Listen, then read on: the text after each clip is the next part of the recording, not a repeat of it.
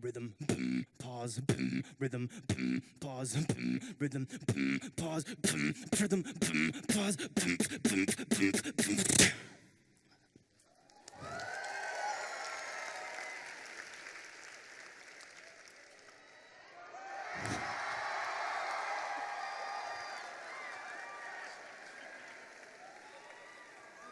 I love public speaking.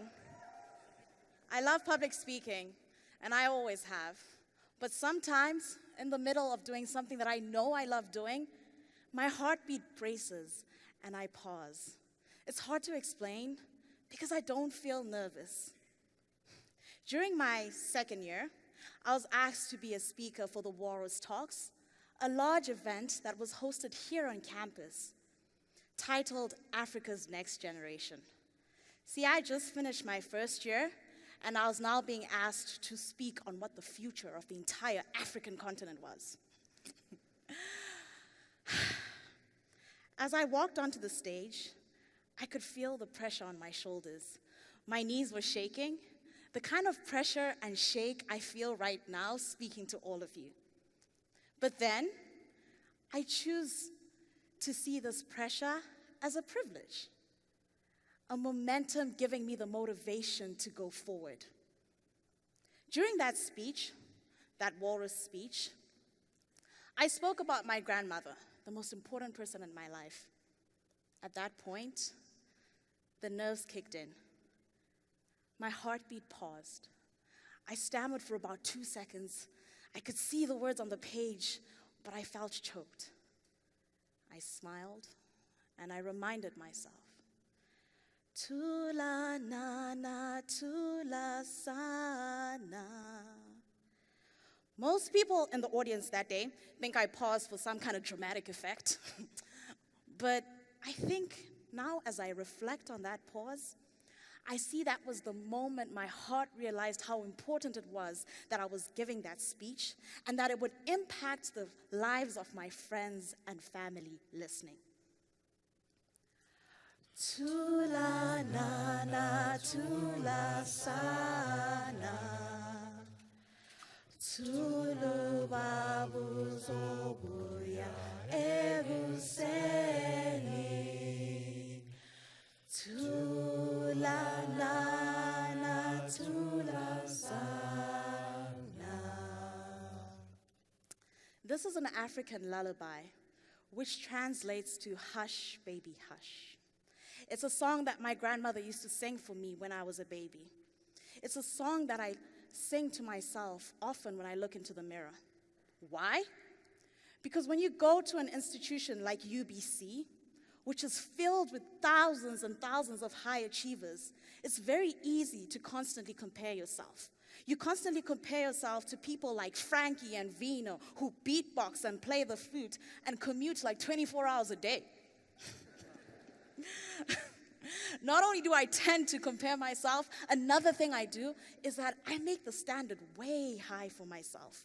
It's like for everyone else, the standard is somewhere here, and then for me, it's someplace unattainable.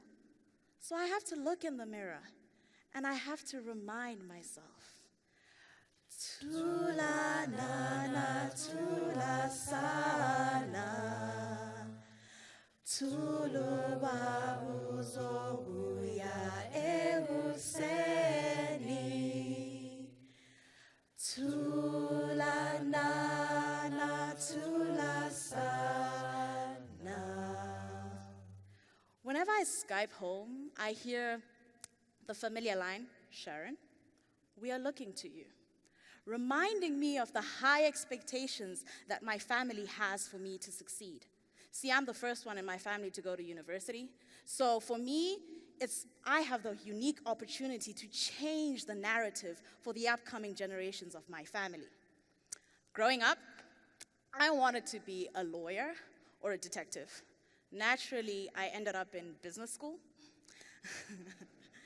So I used to read a lot of Nancy Drew mystery novels. Remember, I wanted to be a detective. That was the goal. And I always used to find it interesting how she would find seemingly unrelated pieces of material and evidence, and she would bring them together and she would come up with this hypothesis. She would test this hypothesis, and voila, she would solve the mystery. So watching her, because Nancy was bold, she was ambitious, she was a problem solver with purpose. As I watched her, I decided I wanted to pursue my dreams too. So I decided I wanted to speak publicly. So I entered a public speaking competition under the theme, my favorite book character, naturally. After I was done speaking, I knew I had won that competition, but I didn't go home with the award. Why? See, the top 3 speakers, their schools had made major donations to the competition that year. The injustice broke me. I vowed never again to speak in public. Tula nana, tula sana, tulu babu zobuya ebuseni, tula nana, tula sana. Despite vowing never to speak in public again, the passion never really went away. There was a flame in my heart that called me onto stages to tell stories. One day, my passion met purpose, and that was the day I spoke again. The Junior Parliament office came around to our school looking for representatives who wanted to speak on behalf of their community. To be a part of it, you had to give a speech. So I spoke, not for me, but for my community. I won the seat. I cried, not tears of joy, but tears of relief. My faith in the system had been restored. More importantly, my faith in myself had been restored. I vowed never again to let missteps get the better of me. Instead, I would stop, smile, and remind myself, tula nana, tula sana, tulu babu zobuya ebuseni, tula nana, tula sana. During my time at UBC, I have found my most authentic self in public speaking and problem solving. See, I have learned really good problem-solving skills while working and living on campus as a residence advisor. Yeah, I'm an RA. So, being an RA means you have to build community for residents from all over the world. That means you have to ask a lot of questions. So I've learned to ask really good questions. And I mostly ask those questions to myself, to reflect on my growth. I keep asking these questions because I've realized that in my struggles, I've met my truest self. I've learned what pains me, what drives me, and what defines me.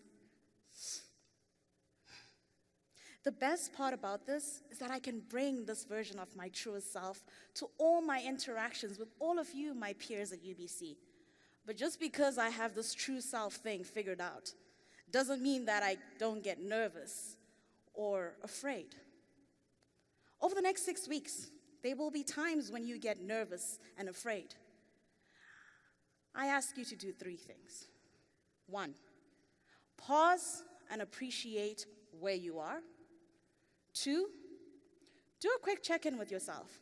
Ask yourself, am I where I need to be, doing what I need to be doing? 3, if you answer no to any of those 2 questions, then do what you need to do to put your heart at peace again. Welcome to UBC.